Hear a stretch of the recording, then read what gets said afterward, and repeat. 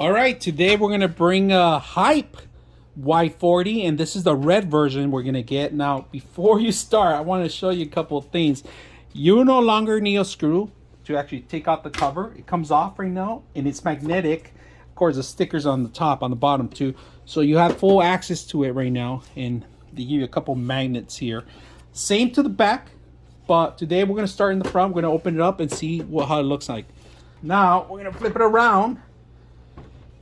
The bottom has a box that you're going to require all the cables and everything, and it is tied in, so just be aware that this is going to have all your cables, not your cables but your actual screws, zip ties, and other accessories. All right, we're going to remove the back end too.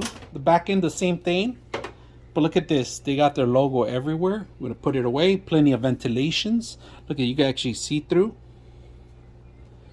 Now we're going to remove this part. This actually holds the actual PCL card in placement. So we're going to remove that now. We're not going to need it. We're going to push it to the back. Now underneath, you got one fan. That's pretty much what you got. One fan here, but you could add a secondary. You got plenty of room for your power supply and a lot of space for cable management. Now the HYTE Y40 does have the rubber ends. You could actually add rubber ends if you want for more cable management, but as is, there's plenty of spaces for all these cables to pass through the whole system. Now this one is actually for a SATA drive. It has the connections for a SATA drive.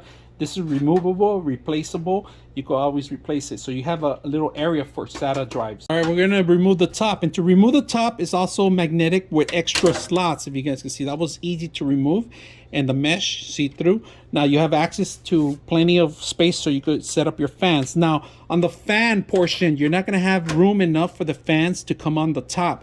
You're gonna have to do it from the inside, all right? So that's another one of the disconvenient of this machine, that you don't have enough room, another space thick enough, but it still should house your fans correctly. So we're going to set that up. On this case itself, if you guys notice, there's plenty of room for ATX, micro ATX, ITX, so different versions, 1, 2, and 3. All right, here's the final sequence. We install Windows 11 on this.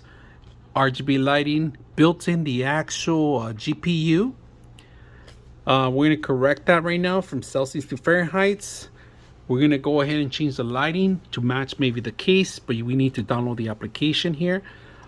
We are going to install a couple of things too, and I could feel the fan sucking the air out, sucking it in. So might have to change a couple things.